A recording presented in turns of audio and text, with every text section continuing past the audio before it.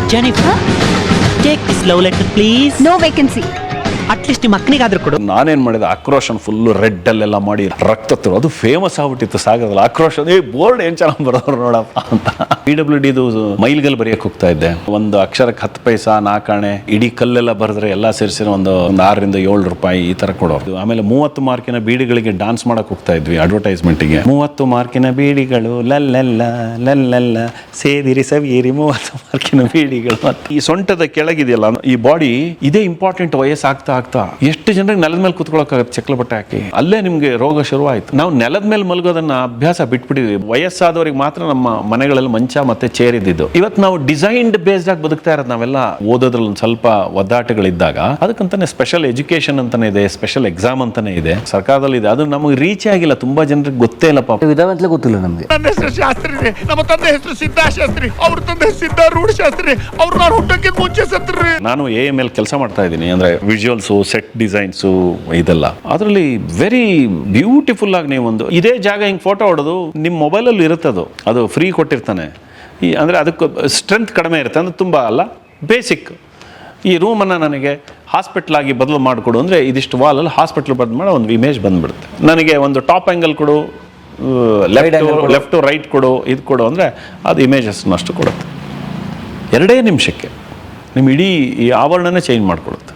ಅಂದರೆ ಅಷ್ಟು ಫಾಸ್ಟಾಗಿರ್ಬೇಕಾರೆ ನೆಕ್ಸ್ಟ್ ನೀವು ಈಗ ನೋಡಿ, ಸುಮ್ಮನೆ ಕೆಲವರೆಲ್ಲ ಆಟೋ ಡ್ರೈವರ್ಸ್ಗಳೇ ಅವ್ರದ್ದೇ ಫೇಸನ್ನೆಲ್ಲ ಅವರು ಕಲ್ತ್ಕೊಂಡ್ಬಿಟ್ಟಿದ್ದಾರೆ. ಕೆಲವರೆಲ್ಲ AI ಫೇಸ್ ಮಾಪ್ ಮಾಡಿ ಅವರೇ ಡಾನ್ಸ್ ಮಾಡ್ದಂಗೆ ಮಾಡೋದು, ಅದು ಇದೆಲ್ಲ ಅವರವರೇ ಮಾಡ್ಕೋತಾರೆ. They are entertaining. ಅಂದರೆ ಅವ್ರಿಗೆ ಅವರೇ ಮನೋರಂಜನೆ ಅವರು ಹುಡುಕೋ ಅವ್ರ ಬದುಕಿನ ನಾಯಕರುಗಳು ಅವರವರೇ ಈಗ ಆಗ್ಬೋದು, ಯಾಕಾಗಲ್ಲ. ಪುನೀತ್ ರಾಜ್ಕುಮಾರ್ ಒಂದು ಒಳ್ಳೆ ಸೀನಿಗೆ ನಿಮ್ಮ ಫೇಸ್ನ ಮಾರ್ಕ್ ಮಾಡಿದರೆ ನೀವೇ ಆ್ಯಕ್ಟ್ ಮಾಡ್ದಂಗೆ ಇರುತ್ತೆ. ಆತ ತನ್ನನ್ನೇ ತಾನು ನೋಡಿ ಈಗ ಎಂಟರ್ಟೈನ್ಮೆಂಟ್ ತಗೋತಾನೆ ಮಾಡ್ತಾರೆ. ಈಗ ಶುರುವಾಗುತ್ತೆ ನೆಕ್ಸ್ಟ್. ಅಂದರೆ ಆ ಸ್ಥಿತಿಗೆ ನಾವೆಲ್ಲರೂ ಬಂದುಬಿಟ್ಟಿದ್ವಿ. ಯಂತ್ರದ ಬದುಕು. ಹೌದು, ಯಂತ್ರ ನಿಮ್ಮನ್ನು, ಅಂದರೆ ಯಂತ್ರವೂ ಇರಬೇಕು. ಅದು ನನಗೆ ಎಷ್ಟು ಬೇಕು ಅಂತ ಗೊತ್ತಿರಬೇಕು. ಜೊತೆಗೆ ನಾನು ಮನುಷ್ಯನಾಗಿ ನನ್ನ ಸ್ಟ್ರೆಂತನ್ನು ಕಳ್ಕೊಬಾರ್ದು. ಮನುಷ್ಯನ ಮನಸ್ಸಿದೆಯಲ್ಲ, ಬಹಳ ದೊಡ್ಡ ಟೂಲ್ ಅದು. ಅದು AI ಕಂಡುಹಿಡಿದಿದೆ. ಅಂದಮೇಲೆ ನಾವು ನಮ್ಮ ಮಕ್ಕಳನ್ನು ಡಬ್ಬದಲ್ಲಿ ಹಾಕಿ ಕೂಡಿಸ್ತಾ ಇದ್ದೀವಿ. ನಮ್ಮ ಮನಸ್ಸೇನು ಅಂದರೆ ನಿಂದಿಷ್ಟೇ, ನೀನು ಹಿಂಗೆ ಮಾಡಿ ಹಿಂಗೆ ಓದಿದ ಮೇಲೆ ಇದು ಓದಿದ ಮುಗಿಸಿದ ತಕ್ಷಣ ನೀನು ಹೋಗ್ತೀಯಾ, ಮದುವೆ ಆಗ್ತೀಯಾ, ಸೆಟ್ಲ್ ಆಗ್ತೀಯಾ, ಸಂಬಳ ತಗೋತೀಯ, EMI ಕಟ್ತೀಯಾ ಅಲ್ವಾ? ನನಗೆ ನಾನು ಅಂದ್ಕೊಂಡಿರೋದೇನೆಂದರೆ ಒಂದು ಮರನ ಸುಮ್ಮನೆ ನೋಡ್ತಾ ಕೂರೋಷ್ಟು ಪೇಷನ್ಸ್ ಹೊರಟೋಗಿದೆ ನನಗೆ. ಯಾಕೆಂದರೆ ನಾವೆಲ್ಲ ಚಿಕ್ಕ ಹುಡುಗರು ಇರ್ತಾ ನಮ್ಮ ಭದ್ರಾವತಿಯಲ್ಲಿದ್ವಿ. ನಾನೊಂದು 2 ವರ್ಷ ಇದ್ದೆ. ನಮ್ಮ ಅಜ್ಜನ ಜೊತೆ ಮಾವ ಅಲ್ಲೇ ಇದ್ದರು. ಆವಾಗ ನಮ್ಮ ಅಜ್ಜ ಬೆಳಗ್ಗೆ ಎದ್ದ ತಕ್ಷಣವೇ ನಮ್ಮದೊಂದು ಔಟ್ ಹೌಸಲ್ಲಿದ್ವಿ. B ನಂಜುಂಡೇಶ್ವರ ಅಂತಿದ್ರು. ಅವರ ಔಟ್ ಹೌಸಿನ ಹಿಂಭಾಗದಲ್ಲಿ, ಸಾಗರದಲ್ಲಿ, ಭದ್ರಾವತಿಯಲ್ಲಿ ಅಲ್ಲೊಂದು ಔಟ್ ಹೌಸಲ್ಲಿ ನನ್ನ ಅಜ್ಜಿ, ನನ್ನ ಅಜ್ಜ, ನನ್ನ ಚಿಕ್ಕಮ್ಮ, ನಮ್ಮ ಮಾವ. ಅವನು ಬ್ಯಾಂಕಲ್ಲಿ ಕೆಲಸ ಮಾಡ್ತಾಯಿದ್ದ.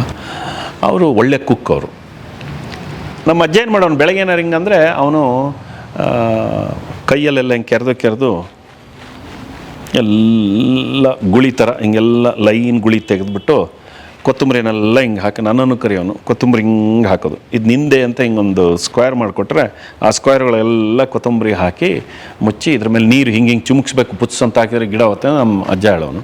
ನಾವು ಅದ್ರ ಮೇಲೆಲ್ಲ ಹಿಂಗೆ ನೀರು ಇಟ್ಬಿಟ್ಟು ಮೇಲಿಂದ, ತುಂಬ ಮೇಲಿಂದ ಹಿಂಗೆ ಎಲ್ಲ ಹಾಕಿ ಇದು ಮಾಡಿಬಿಟ್ಟು ನಮಗೆ ಇಂಟ್ರೆಸ್ಟ್. ಸ್ಕೂಲಿಂದ ಬಂದ್ವಿ, ಅಯ್ಯೋ ಬಂದಿರ 2 ದಿನ ಅಲ್ಲ 3 ದಿನ ಅಲ್ಲ 4 ದಿನ, 1 ವಾರ ಆದ ತಕ್ಷಣ ಸಣ್ಣಕ್ಕೆ ಹಸಿರು ನಿಮಗೆ ಕೊತ್ತಂಬರಿಯ ಬೀಜದಿಂದ ಒಡೆದು ಎಲ್ಲ ಹೊರಗೆ ಬಂದಿರೋದನ್ನ ನೋಡ್ತಾ ಅಪ್ಪ ನಾನು ಮಾಡಿದ್ದು ಬಂತು.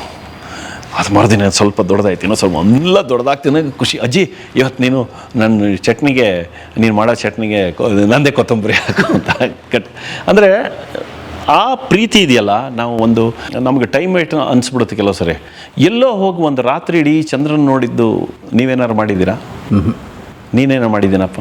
ನಾವು ಎಲ್ಲಿ ಮಾಡ್ತಾಯಿದ್ದೀವಿ? ಕೂತು ಒಂದು ಪ್ರಕೃತಿನ ಹಂಗೆ ನೋಡೋದು, ಅಥವಾ ಒಂದು ಮರನ ಅಥವಾ ಒಂದು ಗಿಡನ ಪ್ರೀತಿಸಿದ್ದೀರಾ ನೀವು? ಬೆಳಗ್ಗೆ ಎದ್ದ ತಕ್ಷಣ ಇದೊಂದು ಗಿಡ ಇದೆ, ಇದಕ್ಕೊಂದು ಸ್ವಲ್ಪ ನೀರು ಹಾಕೋಣ, ಇದರಲ್ಲಿ ಈ ಥರ ಈ ಥರ ಇರುತ್ತೆ. ನಾವು ಯಾವ ಥರ ಮಾಡಿದ್ದೀವಿ? ನಮ್ಮ ಮಕ್ಕಳಿಗೂ ಹೇಳ್ಕೊಡಲ್ಲ ಅದನ್ನು. ಎಲ್ಲಿದೆ ಹೇಳಿ ಈ ನಮ್ಮ ಪರಿಸರದಲ್ಲಿ? ಎಷ್ಟು ಜನ ಮಕ್ಕಳಿಗೆ ನಾವು ನಾವು ಏನು ತಂದುಕೊಟ್ರು, ಟಾಯ್ ಏನೇನು ತಂದುಕೊಡ್ತೀವಿ? ಒಂದು ಪಾಟ್ ತಂದುಕೊಟ್ಟು ಇದೊಂದು ಹೂವಿನ ಗಿಡ ಕಣೋ, ಡೈಲಿ ನೀರು ಹಾಕೋ, ನೋಡೋಣ ಹೆಂಗೆ ಬೆಳೆಯುತ್ತೆ ಅಂತ ಎಲ್ಲಿ ಹೇಳ್ಕೊಡ್ತೀವಿ ನಾವು? ತುಂಬ ಕಡಿಮೆ. ನಾವು ಎಷ್ಟು ಡಿಟ್ಯಾಚ್ ಆಗಿಬಿಟ್ಟಿದ್ವಿ ಅಂದರೆ ನೇಚರಿಂದ. ಅದು ನಮ್ಮನ್ನು ತುಂಬ, ಅದಕ್ಕೆ ನೋಡಿ ಟೆಕ್ನಾಲಜಿ ಮತ್ತು ಇದು ನಮ್ಮನ್ನು ಹೇಗೆ ಹಾಳು ಮಾಡುತ್ತೆ ಅಂತ. ಇವರು ಮಿಷಿನ್ ಮಾಡೋ ಕೆಲಸನೇ ಮಾಡ್ತಾರೆ. ಏ ಸೂಟ್ ಕೇಸ್ ಅಂದರ್ಲೇಕೆ ಜಾ. ಈಗ ಒಂದು ನಾಯಿ, ಅದು ಯಾವುದೇ ಜಾತಿಯ ನಾಯಿ ಆಗಿರ್ಬೋದು, ಆದರೆ ಅದು ಅದರ ಪ್ರಕೃತಿಯಲ್ಲೇ ಬದುಕತ್ತೆ.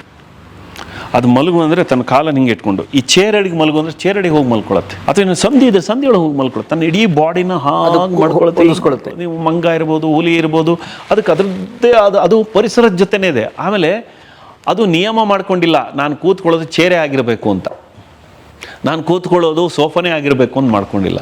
ಇವತ್ತು ನಮ್ಮ ಈಗಿನ ಜನ್ರೇಷನ್ಗೆ, ವೀಕ್ಷಕರಿಗೆ ಅದೇ ಹೇಳ್ತಾ ಇರೋದು ನಾನು, ನಮ್ಮ ಈ ಸೊಂಟದ ಕೆಳಗಿದೆಯಲ್ಲ, ಅಂದರೆ ನಮ್ಮ ಈ ಬಾಡಿ ಇದೇ ಇಂಪಾರ್ಟೆಂಟ್. ವಯಸ್ಸಾಗ್ತಾ ಆಗ್ತಾ ಎಷ್ಟು ಜನರಿಗೆ ನೆಲದ ಮೇಲೆ ಕೂತ್ಕೊಳ್ಳೋಕ್ಕಾಗತ್ತೆ ಚಕ್ಲ ಬಟ್ಟೆ ಹಾಕಿ? ಅಲ್ಲೇ ನಿಮಗೆ ರೋಗ ಶುರುವಾಯಿತು. ಎಷ್ಟು ಜನ ನೀವು ಈಗ ನಾವು ನೆಲದ ಮೇಲೆ ಮಲಗೋದನ್ನು ಅಭ್ಯಾಸ ಬಿಟ್ಬಿಟ್ಟಿದ್ವಿ. ಮಂಚ ನಮಗೆಲ್ಲ ವಯಸ್ಸಾದವ್ರಿಗೆ ಮಾತ್ರ ನಮ್ಮ ಮನೆಗಳಲ್ಲಿ ಮಂಚ ಮತ್ತು ಚೇರ್ ಇದ್ದಿದ್ದು, ನಮಗೆಲ್ಲ ನೆಲದ ಮೇಲೆ ಊಟ. ಅಂದರೆ ಈಗಿನ ಡಿಸೈನ್ ಇದೆ, ಫರ್ನಿಚರ್ ಡಿಸೈನ್ ಮಾಡ್ತಾರೆ ಈಗ.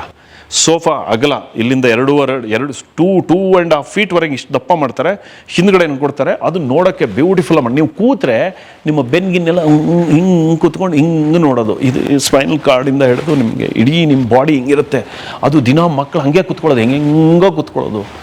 ನಾವೆಲ್ಲ ನಮ್ಗೆ ಹಂಗೆ ಕೂರಕ್ಕೆ ಆ ಥರದ್ದು ಏನೂ ಇರ್ತಾನೆ ಇರಲಿಲ್ಲ. ನೋಡಿ, ನಾನು ಹೇಳ್ತಿರೋದು ಮನುಷ್ಯ ನಿರ್ಮಾಣದ ಒಂದು ಹೈ ಸೊಫೆಸ್ಟಿಕೇಟೆಡ್ ಸೋಫಾ ಮತ್ತು ಚೇರು ಕೂಡ ನಿಮ್ಮ ಆರೋಗ್ಯವನ್ನು ಹಾಳು ಮಾಡುತ್ತೆ ಅನ್ನೋದನ್ನು ನಾವು ಅರ್ಥೇ ಇಲ್ಲ. ಇವತ್ತು ನಾವು ಡಿಸೈನ್ಡ್ ಬೇಸ್ಡಾಗಿ ಬದುಕ್ತಾ ಇರೋದು. ನಾವೆಲ್ಲ ಯಾರೋ ಡಿಸೈನ್ ಮಾಡ್ತಾನೆ, ಅದು ತುಂಬ ಚೆನ್ನಾಗಿರುತ್ತೆ, ನಾನು ಅದರ ಮೇಲೆ ಕೂತ್ರೆ ನಾವು ಚೆನ್ನಾಗಿ, ಅದಕ್ಕೆ 1.5 ಲಕ್ಷ 2 ಲಕ್ಷ ಕೊಟ್ಟು ತಂದು, ಅಂದರೆ ರೋಗದ ಮಿಷನ್ನ ತಂದು ಇಡೋ ಮನೇಲಿ ಅಲ್ವಾ? ಈಗ ನೋಡಿ, ಎಲ್ಲ ಸೈಂಟಿಫಿಕ್ ಇದರಿಂದ ಬರೋಕ್ಕೆ ಶುರುವಾಗಿದೆ ಈಗ. ಮತ್ತೆ ಯಾವ್ಯಾವುದು ಪ್ಯಾನ್ ಎಲ್ಲ ಇತ್ತಲ್ಲ, ಅದರಲ್ಲಿ ಇದು ಮಾಡಿದರೆ ಕ್ಯಾನ್ಸರ್ ಬರುತ್ತೆ ಅಂತ ಆಯಿತು. ಇದನ್ನು ಯಾಕೆ ಮೊದಲನೇ ಯೋಚನೆ ಮಾಡಲು? ಅಂದರೆ ಒಂದು ಸೈನ್ಸ್ ಇದೆಯಲ್ಲ, ಇದರೊಳಗೆ ಏನೇನು ಮಿಕ್ಸ್ ಮಾಡ್ತಾರೆ ಆ ಪ್ಯಾನಿಗೆ, ಏನೇನೋ ಬಂದಿದೆಯಲ್ಲ ಪ್ಯಾನ್ಗಳು, ಅದಕ್ಕೆ ಏನು ಮಿಕ್ಸ್ ಮಾಡ್ತಾರೆ ಅಂತ ಮೊದಲೇ ಏನು ಇರಲಿಲ್ವಾ? ಅಥವಾ ಇದು ಒಂದು ಫ್ರಿಜ್ ಒಳಗೆ ಎಷ್ಟೊತ್ತು ಯಾವ್ದು ಇಟ್ಟರೆ ಅದು ಯಾವ ಬ್ಯಾಕ್ಟೀರಿಯಾ ಸತ್ತು ಯಾವ ಬ್ಯಾಕ್ಟೀರಿಯಾ ಹುಟ್ಟುತ್ತೆ, ಅದರಿಂದನೂ ಕ್ಯಾನ್ಸರ್ ಬರುತ್ತೆ ಅಂತಿದ್ದಾರೆ ಈಗ. ಆಮೇಲೆ ನಾವು ಬಿಸಿ ಮಾಡ್ಕೋತೀವಲ್ಲ ಏನದು ಓವನಿಂದನೂ ಅಷ್ಟೇ, ಅದರ ವೇವ್ ಲೆಂತಿನ ಹೀಟ್ನಲ್ಲೂ ನಿಮಗೆ ತೊಂದರೆ ಆಗುತ್ತೆ ಅಂತಾರೆ. ಈ ನಾನ್ ಸ್ಟಿಕ್ ತವಾಗಳು ಅಂದರೆ ನಾನು ಹೇಳ್ತಾ ಇರೋದು, ಅದೇ ಪ್ರಾಣಿ ಹೊರಗಡೆ ಇದೆಯಲ್ಲ, ಅದಕ್ಕೆ ಯಾಕೆ ಆರಾಮಾಗಿದೆ? ಅದು ಆ್ಯಕ್ಚುಲಿ ಅದು ನೇಚರ್ ಜೊತೆಗಿದ್ರಿ. ಅದರ ನಿಯಮ ಏನು ಅಂದರೆ, ತನಗೆ ಎಷ್ಟು ಬೇಕೋ ಅಷ್ಟು ಇದು ಮಾಡಿ ತಾನು ಬದುಕಿ, ಅದು ಪ್ರಾಣಿಯ ನಿಯಮ ಕೆಲವಿದೆ. ಮನುಷ್ಯನಿಗೆ ಇಲ್ಲದೆ ಇರುವಂಥದ್ದೇನು ಅಂದರೆ, ಅದಕ್ಕೆ ಹಸುವಾದಾಗ ಹಿಡಿಯುತ್ತೆ, ತಿನ್ನುತ್ತೆ, ಮಾಡುತ್ತೆ ಅನ್ನೋದು ಬಿಟ್ಟರೆ. ಆದರೆ ಅದರ ಫ್ಲೆಕ್ಸಿಬಿಲಿಟಿ, ಅದರ ಶಾರ್ಪ್ನೆಸ್ಸು, ಅದಕ್ಕೆ ರೋಗ ಬರಲ್ಲ ಅಂತಲ್ಲ, ಬಟ್ ರೋಗ ಬಂದರೂ ಕೂಡ ಅದು ತನ್ನ ಪರಿಸರದ, ಅದಕ್ಕೇನೋ ಡಾಕ್ಟರ್ ಇದ್ದಾರೆ. ನಾವೀಗ ಇಂಥದ್ದೇನೋ ಹುಲಿಗೆ ಏಟಾಗಿದೆ ಅಂತ ನಾವು ಇಂಜೆಕ್ಟ್ ಕೊಟ್ಟು ಇದು ಮಾಡೋದು, ಅದೆಲ್ಲ ಕೆಲವುದು ಆ ಥರದ್ದು. ಕೆಲವು ಅದರಿಂದ ಸರ್ವೈವ್ ಆಗಿದೆ. ಅದು ಹೇಗಿದೆ ಅಂದರೆ, ಅದಕ್ಕೆ ನೇಚರ್ದೇ ಕಾಲ್ ಇರುತ್ತೆ. ನಾನು ಇದ್ಯಾವುದೋ ಹುಲ್ಲು ತಿನ್ನಬೇಕು, ನಾನು ಇದ್ಯಾವುದೋ ಸೊಪ್ಪು ತಿನ್ನಬೇಕು, ಈ ಥರದ್ದೇನೋ ಮಾಡಬೇಕು. ಅದು ಹೆಂಗದು ಹಂಗಿದೆ, ಅವೆಲ್ಲ ಚೆನ್ನಾಗೇ ಇದಾವಲ್ಲ. ಆ ಫ್ಲೆಕ್ಸಿಬಿಲಿಟಿ ಯಾಕೆ ಮನುಷ್ಯ ಕಳ್ಕೊಂಡಿದ್ದಾನೆ, ಮಾನಸಿಕವಾಗಿ ಮತ್ತು ದೈಹಿಕವಾಗಿ. ಅಡಾಪ್ಟಬಿಲಿಟಿ ಹೋಯ್ತು ನೋಡಿ. ನಾವು ತುಂಬ ಸಂಕುಚಿತವಾಗ್ತಾ ಇದ್ವಿ. ಈ ಮನಸ್ಸಿದೆಯಲ್ಲ, ಇದು ಗ್ರೇಟ್, ಇದು ತುಂಬ ಅದು ಒಳ್ಳೆ ತಲೆ ಇದು. ಅಂದರೆ ಒಬ್ಬ ಒಳ್ಳೆ ಹ್ಯೂಮನ್ ಆಗೋದಕ್ಕೆ ಏನೇನೇನೇನೋ ಎಕ್ಸ್ಪೆರಿಮೆಂಟ್ ಮಾಡೋದಕ್ಕೆ ನಾವು ಅದು ಬಿಟ್ಬಿಟ್ಟು ಬರೀ ಆಸೆಗಳ ಮತ್ತು ಲೋಭಗಳ ಇದರಲ್ಲಿ ಇದು ಮಕ್ಕಳಿಗೆ. ನನಗೆ ಎಷ್ಟೋ ಸರಿ ಅನ್ಸುತ್ತೆ, ಈಗ ನನ್ನ ಮಕ್ಕಳನ್ನು ನಾನು, ಒಬ್ಬ ಬಾಕ್ಸರ್ ಆಗಿದ್ದಾನೆ, ಮುವಾಯ್. ನಿಮ್ಮ ಮಗ ಎಷ್ಟು ಮಕ್ಕಳು ನಿಮಗೆ? ನನಗಿಬ್ಬರು ಮಕ್ಕಳು, ಒಂದೇ ಹೆಂಡತಿ, ಇಬ್ಬರು ಮಗ. ಅವನು ಮುವಾಯ್, ಅವನು ಅದೇ ಹೇಳಿದ್ನಲ್ಲ, ಡಿಸ್ಲೆಕ್ಸಿಕ್ ಇತ್ತು, ಓದೋದು. ಅಂದರೆ ಇದು ಒಂದಿಷ್ಟು 100 ಜನರಲ್ಲಿ ಒಂದು 10ರಿಂದ ಈಗ ಜಾಸ್ತಿ ಆಗಿದೆ ಆ್ಯಕ್ಚುಲಿ. ಡಿಸ್ಲೆಕ್ಸಿಕ್ ಮತ್ತು ಲರ್ನಿಂಗ್ ಡಿಸೇಬಿಲಿಟಿ ಅಂತ ಕರಿತೀವಿ. ಅವ್ರಿಗೆ ಓದೋದಕ್ಕೆ ಕಷ್ಟ ಆಗುತ್ತೆ, ಅವ್ರಿಗೆ ಬರೆಯೋದು ಕಷ್ಟ ಆಗುತ್ತೆ, ಈ ಥರದ್ದೆಲ್ಲ ಇರುತ್ತೆ. ಮಗು ಹುಟ್ಟಿದಾಗ್ಲಿಂದನೂ ಇರುತ್ತೆ. ಅದಕ್ಕೆ ಆವಾಗ ಆ ಮಗುವನ್ನು ನಾವು ಹೇಗೆ ಕೇರ್ ಮಾಡೋದು, ಅದಕ್ಕೆ ಬೇರೆ ಥರದ ಸ್ಟ್ರೆಂತ್ ಇರುತ್ತೆ. ತುಂಬ ಕ್ರಿಯೇಟಿವ್ ಆಗಿರ್ತಾರೆ, ಇಲ್ಲ ಸ್ಪೋರ್ಟ್ಸಲ್ಲಿ ಇರ್ತಾರೆ, ಇನ್ನೇನೋ ಇದರಲ್ಲಿ ಇರ್ತಾರೆ. ಈಗ ನನ್ನ ಮಗ ಡಿಸ್ಲೆಕ್ಸಿಕ್, ಅವನನ್ನು ಮಿನಿಮಮ್ ಒಂದು 15ರಿಂದ 16 ಸ್ಕೂಲ್ ಬದಲು ಮಾಡಿದ್ದು, ಎಲ್ಲೂ ಆಗ್ತಿರಲಿಲ್ಲ. ಯಾಕೆಂದ್ರೆ ಅವನು ಬರೀ ಪ್ರಾಣಿಗಳ ಜೊತೆನೇ ಇರೋನು. ಬರೀ ಚಿಟ್ಟೆ, ಹುಳ, ಹಾವು, ಅಕ್ಕಿ, ನಾಯಿ ಮರಿ, ಕಪ್ಪೆ ಮರಿ, ಇಲಿ ಮರಿ, ಏನೇನೋ ಹಿಡ್ಕೊಂಬರೋನು. ಏನೇನೋ ಮನೆ ಝೂ ತರ ಇತ್ತು. ಏಟಾದ ಕಾಗೆನ ಹಿಡ್ಕೊಂಬಂದ್ಬಿಡೋನು, ಏಟಾದ ನಾಯಿ ತಗೊಂಬಂದ್ಬಿಡೋನು, ಹದ್ದು, ಗೂಬೆ. ಕೊನೆಗೆ ಬರ್ತಾ ನಮ್ಮ ಏರಿಯಾದಲ್ಲಿ ಫೇಮಸ್ ಆಗ್ಬಿಟ್ಟವನು. ಯಾರ್ದಾರ ಮನೇಲಿ ಗೂಬೆ ಬಂದು ಕೂತಿರೋ ಕರಿ ಅಂತ ನನ್ನ ಮಗ ಹೋಗಿ ಹಿಡ್ಕೊಂಬರೋನು. ಹಿಂಗೆ ಅವ್ನು ರೆಸ್ಕ್ಯೂ ಮಾಡ್ತಾನೆ. ಈಗಲೂ ಅಷ್ಟೇ, ಬಂದರೆ ಹಾವುಗಳನ್ನ ರೆಸ್ಕ್ಯೂ ಮಾಡ್ತಾನೆ. ಈಗ ಇಂಡಿಯಾಗೆ ಬಂದು, ಈಗ ಥೈಲ್ಯಾಂಡಲ್ಲಿದ್ದಾನೆ, ಅಲ್ಲಿ ಪ್ರೊಫೆಷನಲ್ ಫೈಟರ್ ಅವನು. 35. ಏನು ಸ್ಟೇಜ್ ಅವ್ರಿಗೆ? ಅವನಿಗೆ ಈಗ 25. ಮಾರ್ಷಲ್ ಆರ್ಟ್ಸ್ ಕಲ್ತರು. ಹೌದು. ಅಲ್ಲ, ಅವನು ಅದನ್ನೇ ಹೇಳ್ತಾ ಇರೋದು, ಅವನ ಸ್ಕೂಲಿನ ಫ್ರಸ್ಟ್ರೇಷನ್ ಕನ್ವರ್ಟೆಡ್ ಎ ಬಾಕ್ಸರ್ ಹೆಂಗೆ ಅದ ಅನ್ನೋದೇ ಅದೊಂದು ದೊಡ್ಡ ಕತೆ. ಅದು ಬಿಡಿ, ಅದು ನಾನು ಹೇಳೋದು ಅವ್ನು ಇಂಟ್ರೆಸ್ಟ್ ಬರೋಕ್ಕೆ ಶುರು ಆಯ್ತು ಅವನಿಗೆ. ನಾನಪ್ಪ ನಾನು ಮಾಡೋದೇರೆ 35 ಮಾಡ್ತೀನಿ, ನಾನು ಓದಲ್ಲ ಅಂತ. ಎಸ್ ಆಯ್ತಪ್ಪ ಅಂತ. ಎಷ್ಟನೇ ಕ್ಲಾಸ್ ಹೇಳಿದ್ರನ್ನ? ಅವನು SLC ಟೈಮಲ್ಲಿ ಹೇಳ್ಬಿಟ್ಟು ಅವ್ನು 9th ಶುರು ಮಾಡಿಬಿಟ್ಟಿದ್ದ, ನನಗೆ ಓದೋ ಆಗ್ತಾ ಇಲ್ಲ ನನ್ನ ಕೈಲಿ, ನಾನು ಬಿಟ್ಬಿಡಿ ಅಂತ. SLC ಒಂದು ಪಾಸ್ ಮಾಡ್ಕೊ ಅಂತೇಳಿ SLC ಪಾಸ್ ಮಾಡಿದ್ಮೇಲೆ ಪಾಸ್ ಮಾಡ್ಕೊಂಡ್ರು. ಪಾಸ್ ಮಾಡಿ ಕಷ್ಟಪಟ್ಟು ಮಾಡಿದ ಅವನು. ಕೊನೆ ನಾವು ಇದು ಹಾಕಿದೆ, ಸ್ಪೆಷಲ್ ಎಜುಕೇಷನ್ ಇದಕ್ಕೆ ಹಾಕಿದೆ. ಯಾಕೆಂದರೆ ಆ ಥರದಕ್ಕೂ ಅವಕಾಶ ಇದೆ ನಮ್ಮಲ್ಲ. ನೋಡಿ, ಅದನ್ನೇ ಹೇಳೋದು, ಕೆಲವು ಮಕ್ಕಳುಗಳೇ ಡಿಸ್ಲೆಕ್ಸಿಕ್ಕು ಅಥವಾ ಲರ್ನಿಂಗ್ ಡಿಸಬಿಲಿಟಿ, ಓದೋದ್ರಲ್ಲಿ ಒಂದು ಸ್ವಲ್ಪ ಒದ್ದಾಟಗಳಿದ್ದಾಗ ಅದಕ್ಕಂತಾನೆ ಸ್ಪೆಷಲ್ ಎಜುಕೇಷನ್ ಅಂತಲೇ ಇದೆ, ಸ್ಪೆಷಲ್ ಎಕ್ಸಾಮ್ ಅಂತಲೇ ಇದೆ. ಅದಕ್ಕೆಲ್ಲ ಟೈಮ್ ಕೊಡ್ತಾರೆ, ಸರ್ಕಾರದಲ್ಲಿ ಇದೆ. ಅದು ನಮಗೆ ರೀಚೇ ಆಗಿಲ್ಲ, ತುಂಬ ಜನರಿಗೆ ಗೊತ್ತೇ ಇಲ್ಲ ಪಾಪ. ವಿಧಾನಂತಲೇ ಗೊತ್ತಿಲ್ಲ ನಮಗೆ. ಆ ಥರದ್ದೆಲ್ಲ ಇದೆ. ಆ ಥರದಲ್ಲಿ ನನ್ನ ಮಗ ಹಂಗೆ ಬೆಳೆದ. ನನ್ನ ಮಗಳು ಅವಳು 84% ಇನ್ SLC. ಅವಳು SLC ಆದ ತಕ್ಷಣ ಕಾಲೇಜಿಗೆ ಹೋದ್ಲು. ಅಪ್ಪ ನಂದು ಅಂದರೆ ನಮ್ಮನೆಯ ವಾತಾವರಣ, ನಮ್ಮನೆಯ ಇದರಿಂದ ಅವಳಿಗೆ ಏನು ಅನಿಸ್ತು, ಅಪ್ಪ ನಾನು ಕಾಲೇಜಿಗೆ ಹೋಗಲ್ಲ, ನಾನು ಈ 5 ವರ್ಷದಲ್ಲಿ ನಾನು ಪೇಂಟರಾ, ಆರ್ಟಿಸ್ಟಾ, ಏನೋ ನನ್ನನ್ನು ನಾನು ಕಂಡು ಹಿಡ್ಕೋಬೇಕು, ನಾನು ಇದಾಗ್ತೀನಿ ನಾನು. ಆಯಿತು ಅಂದ್ವಿ. ಅವಳೆಲ್ಲ ನಾಟಕದ ಟ್ರೂಪ್ ಜೊತೆ ವರ್ಕ್ ಮಾಡ್ತಾ ಇದ್ಲು, ಅವಳೇ ಸ್ವತಃ ಪೇಂಟಿಂಗ್ ಮಾಡ್ತಾ ಇದ್ಲು, ಮ್ಯೂಸಿಕ್ಕು. ಅವಳು ಸಿನಿಮಾಗೆಲ್ಲ ಹಾಡಿದಾಳು, ಗೊತ್ತು ನಿಮ್ಗೆ, ಅದಿತಿ ಸಾಗರ್.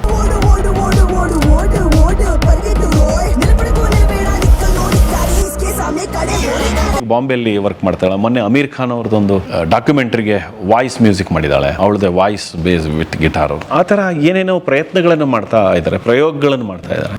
ಅಂದರೆ ನಿಮ್ಮ ಮಗಳು ಕೂಡ 10ನೇ ಕ್ಲಾಸ್ ಮೇಲೆ ತಾನೇ ಹೇಳಿದ್ರು, ನಾನು ಇನ್ನು ಬೇರೆ ಕಾಲೇಜ್ ಸ್ಕೂಲ್ಗೆಲ್ಲ ಹೋಗಲ್ಲ ಅಂತ. ಅವൾക്ക് ಹೋಗಿಲ್ಲ, ಕ್ರೈಸ್ಟ್ ಕಾಲೇಜಿಗೆ ಹೋಗಿ ಅಲೋ ಮಾಡಿದ್ರು ನೋಡಿ. ಹೌದು.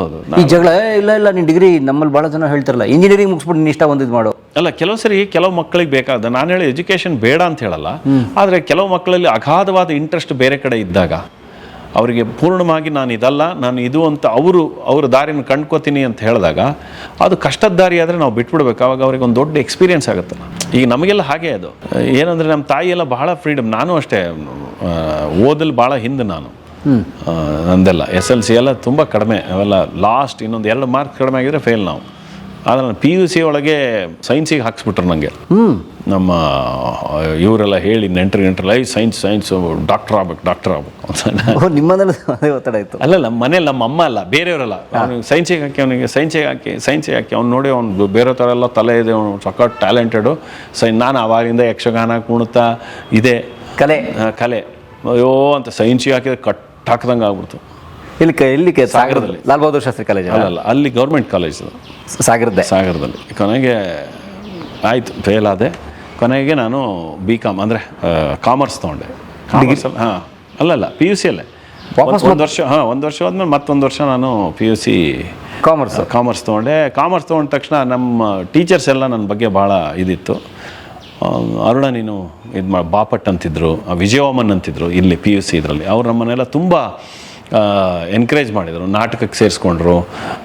NR ಮಾಸೂರು ಅವರ ಜೊತೆ ನಾಟಕದ ಕೆಲಸಗಳಿಗೆಲ್ಲ ಮಾಡ್ತಾಯಿದ್ವಿ. ಆಮೇಲೆ ನಾಟಕಗಳನ್ನು ಮಾಡಿದ್ವಿ. PUC to BCom ಬಂದಾಗ ಲಾಲ್ ಬಹದ್ದೂರ್ ಕಾಲೇಜ್ ಅಲ್ಲಿ ಬಾಪಟ್ ಅಂತಿದ್ರು. ಆಮೇಲೆ ನಮ್ಮ ಗುರುಗಳು ಇಕ್ಬಾಲ್ ಅಹಮದ್ ಅವರು ಭಾಳ ಅಂದರೆ ನೀನಾಸಮ್ಮು ಮತ್ತು ನಮ್ಮ BV ಕಾರಂತ ಪರಮ ಶಿಷ್ಯರು. ನಾನು ಆಮೇಲೆ ಅಲ್ಲಿ ಪಟಿಂಗ ಪ್ರಾಸನ ಅಂತ ಒಂದು ನಾಟಕ ಮಾಡಿದ್ದನ್ನು ನೋಡಿ ಜೈತೀರ್ಥ ಜೋಶಿ ಮತ್ತು ಕಾರಂತರು ಈ ಹುಡುಗನ್ನ ರಂಗಾಯಣಕ್ಕೆ ಹಾಕಿ ಅಂಥೇಳಿ ಅಲ್ಲಿಂದ ನಾನು ರಂಗಾಯಣ ಹೋಗಿದ್ದು. ನೀವು BCom ಮುಗಿಸಿದ ಮೇಲೆ. ಅಂದರೆ ನಾನು ಸಾಗರದಲ್ಲಿ ತುಂಬ ಫೇಮಸ್, ನಾನು ಬಣ್ಣದ ಹುಡುಗ ಅಂತ ಸೈನ್ ಬೋರ್ಡ್ ಆರ್ಟಿಸ್ಟ್ ಆಗಿದ್ದೆ ನಾನು. ಅಂದು ಏನೇನೋ ಇದೆ, ಅದೇ ಹೇಳಿದ್ನಲ್ಲ. ಅದಕ್ಕೆ ನಾನು ಮೊದಲೇ ನಿಮ್ಮಲ್ಲಿ ಇದೆ ಭಯ ಅಂತ ಹೇಳಿದ್ನ ನಿಮ್ಮ ಮಾತಾಡ್ಸೋಕ್ಕೇನೆ. ಅಲ್ಲಲ್ಲ, ಇದು ಥರ ಮಲ್ಟಿ ಟ್ರ್ಯಾಕ್ ಸ್ಕ್ರೀನ್ ಪ್ಲೇ ಥರ ನಿಮ್ಮ ಬದುಕೆ. ನಾವೇ ಗಂಡಿನ ಕಡೆಯವರು, ನಾವೇ ಹೆಣ್ಣಿನ ಕಡೆಯವರು. ಓದೋದೆಲ್ಲ ಸರ್ಕಾರಿ ಶಾಲೆಗಳು? ಸರ್ಕಾರಿನೇ ಎಲ್ಲ ಸರ್ಕಾರ. ಲಾಲ್ ಬಹದ್ದೂರ್ ಕಾಲೇಜ್ ಮಾತ್ರ ಮಲೆನಾಡು ಪ್ರತಿಷ್ಠಾನ ಇದ್ರದ್ದು. ಯಾಕಂದ್ರೆ ನಮ್ಮಲ್ಲಿ ಡಿಗ್ರಿ ಕಾಲೇಜ್ಗಳು ಇರಲಿಲ್ಲ. ಡಿಗ್ರಿ ಕಾಲೇಜ್ ಒಂದೇ ನಾವು ಶಿವಮೊಗ್ಗ ಹೋಗ್ಬೇಕಾಯಿತು. ಡಿಗ್ರಿ ಕಾಲೇಜ್ ಮಲೆನಾಡು ಪ್ರತಿಷ್ಠಾನ ಅಂತ ಒಂದು ಪ್ರೈವೇಟ್ ಕಾಲೇಜ್ಗೆ. ಒಟ್ಟಾರೆ ಈಗ ಅರುಣ್ ಸಾಗರ್ ಅವರು ಅಂದ ತಕ್ಷಣ ಜನರ ತಲೆಗೆ ಬರೋದು ಶುದ್ಧ ಕಲೆ. ನೀವು ಹೇಳಿದಾಗೆ ಒಬ್ಬ ಆರ್ಟಿಸ್ಟ್ ಬೇರೆ, ಒಬ್ಬ ಸ್ಟಾರ್ ಬೇರೆ, ಒಬ್ಬ ಎಂಟರ್ಟೈನರ್ ಬೇರೆ. ಈ ಥರದ್ದು ಅರುಣ್ ಸಾಗರ್ ಅಂದರೆ ನನ್ನ ಮಟ್ಟಿಗೆ ಹೇಳಿದ್ರೆ ಶುದ್ಧ ಕಲಾವಿದ. ಈ ಕಲೆಯ ಕೈ ಹಿಡ್ಕೊಂಡಿದ್ದೆ ಯಾವಾಗ ನೀವು? ನಾನು ಕಲೆಯನ್ನೇ ಹಿಡ್ಕೊಂಡು ಹೋಗ್ಬೇಕು ಮುಂದಕ್ಕೆ ಅಂತ. ನನಗೆ ಚಿಕ್ಕ ಹುಡುಗ ನಿಮ್ಗೆ ಹೇಳಿದ್ನಲ್ಲ, ಅವಾಗಲೇ ಬಂದ್ಬಿಡ್ತದೆ. ನಾಟಕ ಕಂಪನಿ ಜೊತೆ ಅಲ್ಲಿಂದನೇ ಶುರು ಆಗ್ಬಿಡ್ತದೆ. ಅಲ್ಲಿಂದ ಬದುಕೋದಕ್ಕೆ ಸೈನ್ ಬೋರ್ಡ್ ಬರೆಯಕ್ಕೆ ಈ ನಾಟಕದವ್ರ ಹತ್ರ ಏನು ಕಲ್ತಿದ್ದೆ. ಆಮೇಲೆ ಕೃಷ್ಣ ಟಾಕೀಸ್ನಲ್ಲಿ ಮಲ್ಕಪ್ಪ ಅಂತಿದ್ರು, ಅವರು ನನಗೆ ಈ ಕ್ಯಾಲಿಗ್ರಫಿಯಲ್ಲಿ ಅಲ್ಲ, ಇಲ್ಲಿ ನಾಟಕದವರು ಮುತ್ತಪ್ಪ ಅಂತ ಒಬ್ಬರಿದ್ದರು, ಅವರು ಒಕ್ಕಣ್ಣು ಅವರು ಈ ಬೋರ್ಡೆಲ್ಲ ಬರೆಯೋರು. ಕೊನೆಗೆ ಈ ಮಲ್ಕಪ್ಪನವ್ರ ಜೊತೆ ಇದಾಯಿತು. ನನಗೆ ಸಿನಿಮಾ ನೋಡೋ ಹುಚ್ಚಲ್ವಾ, ಅದಕ್ಕೆ ಅಲ್ಲಿ ಮಲ್ಕಪ್ಪನವ್ರ ಹತ್ರ ಹೋದೆ. ಅವರು ನಾನು ಸಣ್ಣ ಪುಟ್ಟದೆಲ್ಲ ಬಣ್ಣ ಹಚ್ಚೋದಕ್ಕೆಲ್ಲ ಕೊಡೋರು, ಅಕ್ಷರ ಎಲ್ಲ ತುಂಬಿ ಗಿಂಬಿ ಎಲ್ಲ ಕೊಡೋರು. ಯಾವುದಂದ್ರೆ ಸಿನಿಮಾ ಬಿಡುಗಡೆ ಅಲ್ಲಲ್ಲ, ಈ ಹಿಂದೆಲ್ಲ ಏನಾಗೋದು ಅಂದರೆ ನಿಮಗೆ ಈ ಫ್ಲೆಕ್ಸ್ ಎಲ್ಲ ಇರ್ತಿರ್ಲಿಲ್ಲ. ಈ ಲಿಥೋ ಮಾಡಿದ್ರು ಕೂಡ ಒಂದು ಲಿಥೋ ಮಾಡಿಸ್ಬಿಡ್ತಿದ್ವಿ. ಆ ಲಿಥೋ ಮೇಲೆ ಮೊದಲ ವಾರ, ಎರಡನೇ ವಾರ, ಮೂರನೇ ವಾರ ಅಂತಲ್ಲ ಲಿಥೋದಲ್ಲಿ ಫಸ್ಟ್ ಏನು ಹಾಕ್ಸ್ತಿರಲಿಲ್ಲ, ಫಸ್ಟ್ ಅಂಟಿಸ್ತಿದ್ವಿ. ಒಂದು ವಾರ ಓಡ್ತು ಅಂದ ತಕ್ಷಣ ಅದೇ ಲಿಥೋ ಮೇಲೆ ಎರಡನೇ ವಾರ ಅಂತ ಕೈಯಲ್ಲಿ ಬರೀತಾ ಇದ್ವಿ. ಎಲ್ಲ ಲಿಥೋ ಮೇಲೂ ಬರೀತಿದ್ವಿ. ಉದಾಹರಣೆ ಒಂದು ಸಿನಿಮಾ ಹೇಳಿ ನೀವು ಬರ್ದಿದ್ದ ಆ ಥರ. ನಾನು ತುಂಬ ಸಿನಿಮಾಗಳು ಬರೆದಿದ್ದೆ. ನಿಮಗೆ ನಂದು ಫೇಮಸ್ ಆಗಿದ್ದು ಆಕ್ರೋಶ, ಶಂಕರ್ನಾಗ್ದು. ಅವತ್ತು ಮಲ್ಕಪ್ಪನವ್ರು ಇರಲಿಲ್ಲ, ಹುಷಾರಿರ್ಲಿಲ್ಲ. ಅವ್ರು ಯೂಶಲಿ ಅವ್ರದೇ ಒಂದು ಆಲ್ಫಾಬೆಟ್ಸ್ ಇರುತ್ತೆ, ಈ ಹಳೇ ಸ್ಟೈಲ್ ಆಫ್ ಇದು. ಅದೇ ಅವ್ರ ಮೇಲ್ಗಡೆಗೆ ಟೈಟ್ಲ್ ಹೆಂಗಿರುತ್ತಲ್ಲ, ಹಿಂದೆಲ್ಲ ಟೈಟ್ಲ್ ಹಿಂಗೆ ನಿಮ್ಗೆ ಸೆಂಟ್ರಿಗೆ ಚಿಕ್ಕದು ಹಿಂಗೆ ದೊಡ್ಡದು ಬರೋದು, ಹಿಂಗೆ ಆ ಕ್ರೋ ಶಾ ದೊಡ್ಡದಿರೋದು, ಹಿಂಗಿರೋದು, ಹಿಂಗೆ ಸಿನಿಮಾಸ್ಕೋಪ್ ಥರ ಹಿಂಗೆ. ಈ AVM ಲೋಗೋ ಬರ್ತಲ್ಲ, AVM ಲೋಗೋ ಥರ. ಈ ಕೆಲವು ಹಿಂಗೆ ಹೋಗೋದು, ಇಲ್ಲಿ ಚಿಕ್ಕದು ಇಲ್ಲಿ ದೊಡ್ಡದಿರುತ್ತೆ.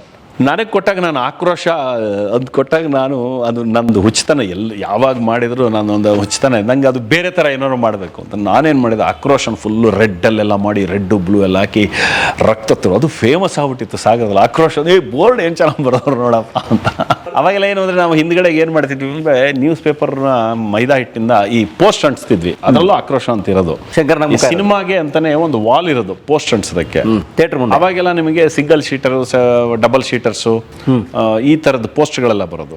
ಈ ದೊಡ್ಡ ಪೋಸ್ಟರ್ ಹಿಂಗೆ ಹಾಕಿ ಅದ್ರ ಕೆಳಗೆ ಜಾಗ ಯಾವತ್ತೂ ಇರೋದು, ಅದು ಬರೆಯೋಕ್ಕಂತಾನೆ ಜಾಗ, ಅದು ಮಿನಿಮಮ್ ನಿಮ್ಗೊಂದು 3 ಅಡಿ ಇರೋದು. 3 ಅಡಿಗೆ ಒಂದು 12 ಅಡಿ ಜಾಗ ಇರೋದು. ನಮ್ದು ಏನಾಗಿತ್ತು ಅಂದರೆ, ನಮ್ಮದು ಕೃಷ್ಣ ಟಾಕೀಸಿಗೆ ಅಲ್ಲೊಂದು ಬಿಲ್ಡಿಂಗ್ ಇತ್ತು, ಆ ಬಿಲ್ಡಿಂಗ್ದು ದೊಡ್ಡ ವಾಲೇ ನಮಗೆ ಪೋಸ್ಟ್ ಅಂಟಿಸೋದು, ಬರೆಯೋದು. ಅದು ನನಗೆ ಹ್ಯೂಜ್ ಆಗಿ ಸಿಕ್ಕಿದ್ದು. ಪೋಸ್ಟ್ ಹಿಂಗೆ ಅಂಟಿಸಿದ್ರು ಕೆಳಗಡೆ ದೊಡ್ಡದಾಗಿ, ಅದೊಂದು 16 ಅಡಿಗೆ ಏನೋ ಬರೆದಿದ್ದು. ಹಾಕೋರೋ ಸಾಗರಲ್ಲಿ ಅಷ್ಟು ದೊಡ್ಡದು ಇದೇ ಬರದೇ ಇರಲಿಲ್ಲ, ಅಷ್ಟು ದೊಡ್ಡದಕ್ಕೆ ಸ್ಕೆಚ್ ಮಾಡಿ ನೈಟೇ ಕೂತು ಅದ್ರ ಮೇಲೆಲ್ಲ ಬಣ್ಣ ಹಾಕಿ ಇದಾಕಿ. ಮರುದಿನ ಯಜಮಾನರು ಬಂದರು, ಟಾಕೀಸ್ ಓನರ್, ಏನೋ ಯಾರೋ ಬರೆದಿದ್ದು ಸಖತ್ತಾಗಿದೆ ಅಲ್ಲೋ ಅಂತ. ಮಲ್ಕಪ್ಪನವ್ರೆ ನೀವೇನು ಹಿಂಗೆ ಬರೆಯಲ್ಲ ಅಂದರೆ, ಅವಾಗ ಪಾಪ ಮಲ್ಕಪ್ಪನ ಇಲ್ಲ, ಅರುಣ ಬರೆದಿದ್ದು ಅಂತ. ಎಷ್ಟು ವಯಸ್ಸಾಗ್ತು ನಮಗೆ? ಏನು ಅವಾಗ ಆಕ್ರೋಶ ಬಂದಾಗ ಅವಾಗ ಏನು, ನಾನು ಫಸ್ಟ್ ಇಯರ ಸೆಕೆಂಡ್ ಇಯರ್ PUC ಇರಬೇಕು, 17-18. ಆ ಥರ ಒಂಥರ ಮಜವಾಗಿತ್ತು. ವಾವ್. ಸೊ ಆ ಥರ ಈ ನಾಟಕದವರ ಜೊತೆಗೆ ಸಿನಿಮಾದವ್ರ ಜೊತೆಗಿನ ಈ ಹಗಲು ರಾತ್ರಿಗಳ ಒಡನಾಟದಲ್ಲಿ ನಿಮಗೆ ಬಣ್ಣ ಕೈ ಹಿಡಿತು? ನಿಮ್ಗೆ ಅವಾಗಲೇ ಹೇಳಿದ್ನಲ್ಲ, ಎಲ್ಲದೂ ಕೈ ಹಿಡಿದಿದ್ದು ಆ ಗುಬ್ಬಿ ಕಂಪನಿ, ಯಕ್ಷಗಾನ, ಆ ಕಲಾವಿದ್ರ ಜೊತೆ ಈ ಕಲಾವಿದ್ರ ಜೊತೆ ಅದೆಲ್ಲ ಬೆರೆತು ಅದು ಚಿಕ್ಕ ಮಗು ಹುಡುಗನಿಂದನೇ ಬಂದ್ಬಿಟ್ಟಿತ್ತು. ಅದು ವೆರಿ ನೈಸ್. ಪರಿಸರನೇ ಹಾಗಾಗ್ಬಿಟ್ಟಿತ್ತು ನಮಗೆ ಚಿಕ್ಕ. ಜೊತೆಗೆ ಈ ಕಡೆ ಓದ್ತಿದ್ರಿ, ಸೊ ಏನಾಯ್ತು ಈ ನಿಮ್ಮ ಓದಿನ ಸಂಘರ್ಷಗಳು, ಈ ಬಣ್ಣದ ಸಂಘರ್ಷದ ಜೊತೆಗೆ ಏನಾಯ್ತು, ಬಣ್ಣ ಆರಿಸ್ಕೊಂಡ್ರಿ. ಹೇಗೆ ಬಣ್ಣಕ್ಕೆ ಪೂರ್ಣವಾದ ಹೇಗೆ ಹೋದ್ರಿ? ಅಲ್ಲ, ಬಣ್ಣಕ್ಕೆ ಮೊದಲಿಂದ ನನ್ನ ಜೀವನ ನಡೀತಾ ಇದ್ದೆ ನಾನು ಸೈನ್ ಬೋರ್ಡ್ ಬರೆಯೋದ್ರಿಂದ. ನಾನು ಹೇಳಿದ್ನಲ್ಲ ನಿಮಗೆ, SLC ಟೈಮಲ್ಲೇ ಗಾಯಕ್ವಾಡ್ ಅಂತಿದ್ರು ಸೈನ್ ಬೋರ್ಡ್ ಆರ್ಟಿಸ್ಟು. ಅವ್ರ ಹತ್ರ ಹೋಗಿ ಈ ನಾಟಕದವ್ರ ಹತ್ರ ಬೇಸಿಕ್ ಏನೋ ಆಗಿತ್ತು. ಆಮೇಲೆ ಗಾಯಕ್ವಾಡ್ ಅವರು ಪಕ್ಕಾ ಸೈನ್ ಬೋರ್ಡ್ ಆರ್ಟಿಸ್ಟ್ ಅವರು. ಅವ್ರ ಜೊತೆ ಸಾಗರದಲ್ಲಿ ಅವ್ರ ಜೊತೆ ಒಂದು 6 ತಿಂಗಳೇನೋ ಕೆಲಸ ಮಾಡಿದೆ. ನನಗೆ ಎಲ್ಲಿ ಹೋದ್ರೆ ಏನಾಗುತ್ತೆ ಅಂದರೆ, ನನಗೆ ನೋಡ್ತಾ ನನಗೆ ಹೊಸದು ಏನೇನೋ ಹುಟ್ಟಕ್ಕೆ ಶುರುವಾಗುತ್ತೆ. ಅದಕ್ಕೆ ನಾನೇನು ಮಾಡ್ತೀನಿ, 6 ತಿಂಗಳು ಏನಾಗುತ್ತೆ ಅದು ಬೇಸಿಕ್ ಕಲ್ತ ಮೇಲೆ ಅಲ್ಲಿಂದ ಬಂದಮೇಲೆ ನಾನು ನಂದೇ ಒಂದು ವಿಜ್ಞಾನವನ್ನು ಕಂಡು ಹಿಡ್ಕೋತೀನಿ. ಹೆಂಗೆ ಮಾಡಿದ್ರೆ ಚೆನ್ನಾಗಿರುತ್ತೆ, ಏನು ಮಾಡಿ ಎಕ್ಸ್ಪೆರಿಮೆಂಟ್ ಮಾಡಿ. ನನ್ನ ಬೋರ್ಡಿಗೆ ಭಾಳ ಒಂಥರ ಈ ಸುಖಸಾಗರ್ ಅಂತ ಒಂದಿದ್ರು, ಒಂದು ದೊಡ್ಡ, ಅದು ಇದುವರೆಗೆ ಯಾರೂ ಬರೋದಿಲ್ಲ, ದೊಡ್ಡ ಬೋಟ್. ನಾನು ಮತ್ತು ನನ್ನ ತಮ್ಮ, ಅವನು ಅಂದರೆ ಕಸಿನ್ ಬ್ರದರು ನಾಗೇಶ ಅಂತ. ಅವನೀಗ ಫೈರ್ ಫ್ಲೈ ಅನ್ನುವಂಥ ಅನಿಮೇಷನ್ ಸ್ಟುಡಿಯೋ, ಅವರು ಚಿರಂಜೀವಿ, ಬಾಹುಬಲಿಗೆಲ್ಲ ಅವರು ಗ್ರಾಫಿಕ್ಸ್ ಮಾಡೋರು ಅವರು ಇದ್ರದ್ದು. ಅವನು ನಾನು ಸೇರ್ಕೊಂಡು ಒಂದು ದೊಡ್ಡದೊಂದು ಇದು ಬರೆದಿದ್ವಿ, ಬೋಟು. ಅದು ಬಣ್ಣದ ಹುಡುಗ ಅರುಣ್ ಅಂತ ಹಾಕಿ ಬರೆದಿತ್ತು. ಬೋಟ್ ಒಳಗೆ ಒಂದು ಐಸ್ ಕ್ರೀಮ್ ತಿನ್ನೋಕ್ಕೆ ಸಮುದ್ರದಿಂದ ಒಂದೇ ಒಂದು ಮೀನಿಂಗ್ ಹಾರ್ ಬಂದಿರೋದು, ಆ ಥರದ್ದೆಲ್ಲ. ಅದು ಭಾಳ ಫೇಮಸ್ ಆಗ್ಬಿಟ್ಟಿತ್ತು. ಅದು ದೊಡ್ಡ ಫೋಟೋ ಬೂತ್ ಥರ ಆಗ್ಬಿಟ್ಟಿತ್ತು. ಅದು ಈಗ ಏನು ಒಂದು 10-15 ವರ್ಷದಿಂದ ತೆಗೆದಿದ್ದಾರೆ. ಅದು ಅಲ್ಲಿವರೆಗೆ ಹಾಗೆ ಇತ್ತು, 10-15 ವರ್ಷ ಆಗಿರ್ಬೇಕು ತೆಗೆದಿರೋ. ಆ ಹೋಟ್ಲಲ್ಲಿ ಹಂಗೆ ಇಟ್ಬಿಟ್ಟಿದ್ರು ಅವರು ಶ್ರೀಧರಣ್ಣ ಅಂತ. ಅವ್ರು ಆ ಬೋರ್ಡ್ ಇರಲೇಬೇಕು. ಆಗ ಬೇರೆ ನಾನು ಸಿನಿಮಾದೊಂದು ಫೇಮಸ್, ಅರುಣ ಬರ್ದಿಟ್ಕೊಳೋ, ಅದು ಹಂಗೆ ಇರಲಿ ಬಿಡ್ರು ಅಂತ ನಾನೇ ಎಷ್ಟೋ ಸರಿ ಹೋಗಿ ನೋಡ್ಕೊಂಬಂದಿದ್ದೆ. ಅಂದರೆ ಅವೆಲ್ಲ ಒಂದು ಬಹಳ ಮಜಾ. ಅಂದರೆ ನಾನು ಸೈನ್ ಬೋರ್ಡಲ್ಲಿ ಒಂದು ಸ್ವಲ್ಪ ಕ್ರಿಯೇಟಿವ್ ಆಗಿ ಏನೇನೇನೋ ಕೆಲಸ ಮಾಡಿ, ಚುನಾವಣೆದು ಬ್ಯಾನರ್ಗಳು ಬರೆಯೋದು, ಆಮೇಲೆ ಲೋಕಲ್ ಪುರಸಭೆ ಚುನಾವಣೆ ಬ್ಯಾನರ್ ಬರೆಯೋದು, ಊರಿನ ಬ್ಯಾನರ್. ಆಮೇಲೆ ನಾನು PWDದು ಮೈಲ್ಗಲ್ಲಿ ಬರೆಯೋಕ್ಕೆ ಹೋಗ್ತಾಯಿದ್ದೆ. ಅವಾಗೆಲ್ಲ ನಿಮಗೆ ಒಂದು ಅಕ್ಷರಕ್ಕೆ 10 ಪೈಸಾ, 4 ಆಣೆ, ಇಡೀ ಕಲ್ಲೆಲ್ಲ ಬರೆದ್ರೆ ಎಲ್ಲ ಸೇರಿಸಿ ಒಂದು 6 ರಿಂದ 7 ರೂಪಾಯಿ ಈ ಥರ ಕೊಡೋರು. ಅಕ್ಷರ ಲೆಕ್ಕ ಇತ್ತು. ಅಕ್ಷರಗಳು ಉದಾಹರಣೆ ತಾಳಗೊಪ್ಪ, ತಾಳಗುಪ್ಪ, ಈ ಕಿಲೋಮೀಟರು, ಅದಕ್ಕೆ ಅದು ಕೆಲವು ಬ್ಲ್ಯಾಕ್ ಆ್ಯಂಡ್ ವೈಟ್ ಇರೋದು. ಫಾರೆಸ್ಟ್ ಇದ್ರ ಹತ್ರ ಬಂದ ತಕ್ಷಣ ಗ್ರೀನ್ ಆ್ಯಂಡ್ ವೈಟು, ಕೆಲವೆಲ್ಲ ಯೆಲ್ಲೋ ಆ್ಯಂಡ್ ಬ್ಲ್ಯಾಕು, ಈ ಥರದ್ದೆಲ್ಲ. ಆಮೇಲೆ PWD ಬೋರ್ಡ್ಗಳು. ನಾಡಿ ಸೋಜ ಅವರು ನನಗೆ ಹೇಳೋರು, ಯಾರು ಅವ್ರು PWD ಇದರಲ್ಲೇ ಇದ್ರು. ಅಂದರೆ ನಾಡಿಸೋಜ ಲೇಖಕ ನಾಡಿಸೋಜ ಅವರು PWD ಕೆಲಸ ಮಾಡೋರು, ಲೋಕೋಪಯೋಗಿ ಇಲಾಖೆ. ಹೌದು, ಅವರೆಲ್ಲ ನಮಗೆ ತುಂಬ ಒಡನಾಟ ಇತ್ತಾ? ತುಂಬ. ನಾ ಚಿಕ್ಕ ಹುಡುಗ ಇರ್ತಾನೆ ನಾಟಕಗಳೆಲ್ಲ ಮಾಡ್ತಿದ್ದೆ. ದಾರಿ ತಪ್ಪಿದ ಮಗ, ಭಾಳ ಒಳ್ಳೊಳ್ಳೆ ನಾಟಕಗಳೆಲ್ಲ ಮಾಡ್ತಿದ್ವಿ ನಾವು.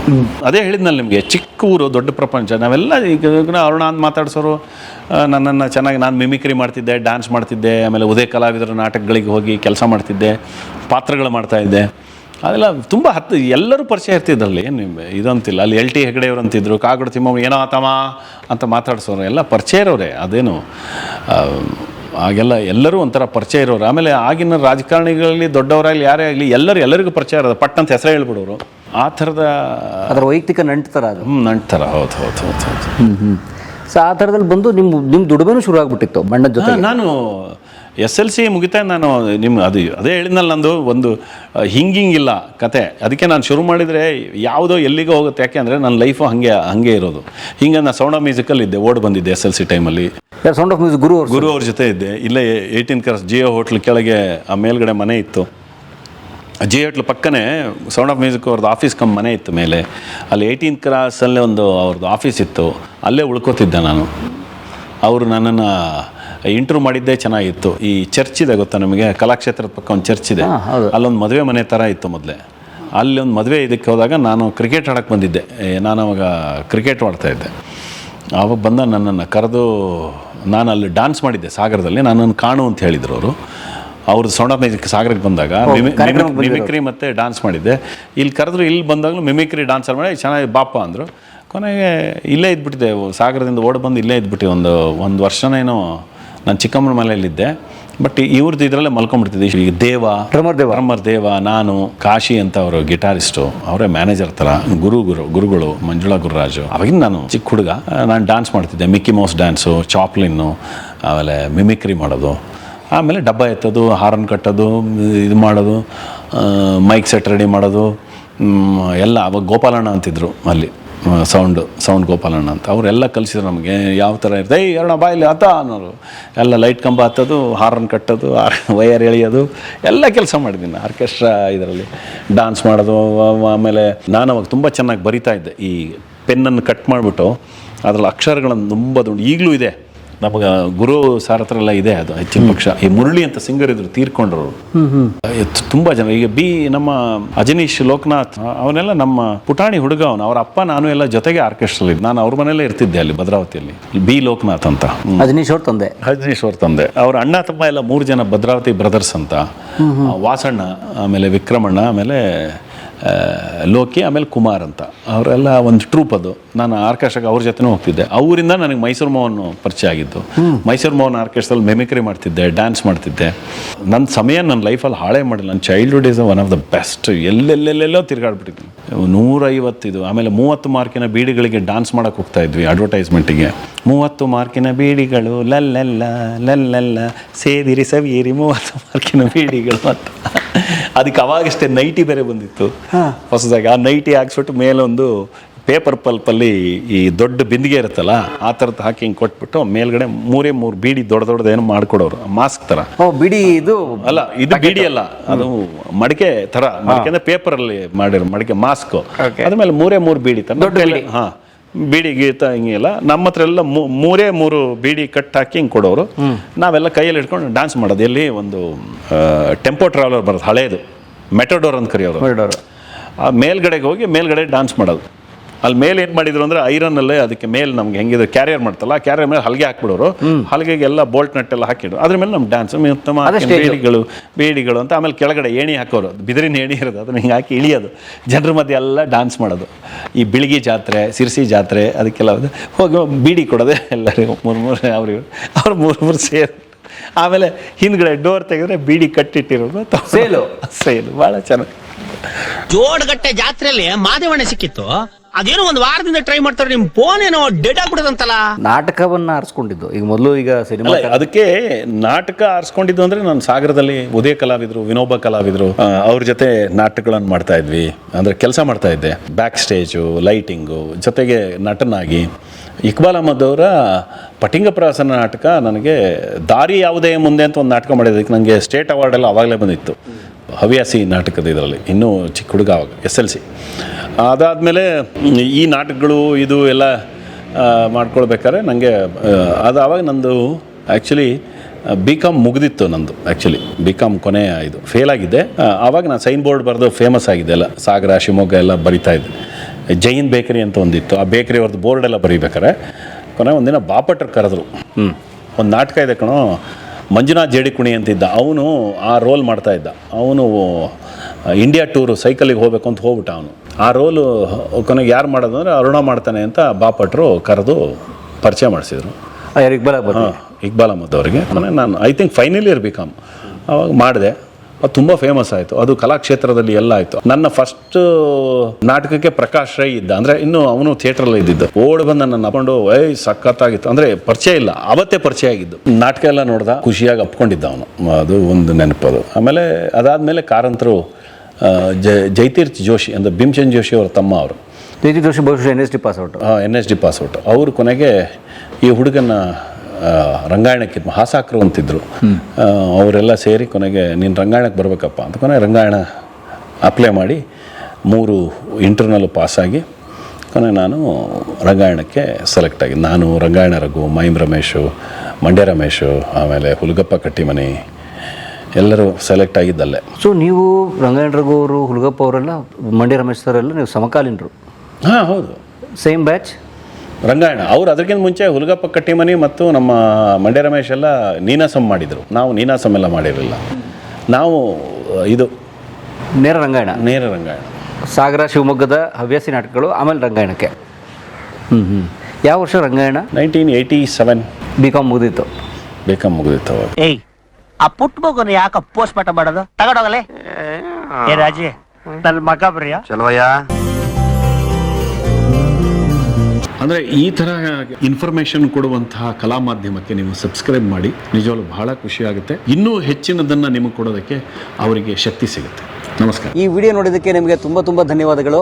ಪುಸ್ತಕಗಳನ್ನು ಓದು ಮನಸ್ಸನ್ನು ಅರಳಿಸುತ್ತೆ, ಬುದ್ಧಿಯನ್ನು ಚುರುಕು ಮಾಡುತ್ತೆ, ಕಾಣದ ಹೊಸ ಲೋಕವನ್ನು ಪರಿಚಯಿಸುತ್ತೆ. ಹಾಗಾಗಿ ಓದುವ ಸಂಸ್ಕೃತಿ ಹೆಚ್ಚಾಗ್ಲಿ. ಧನ್ಯವಾದ.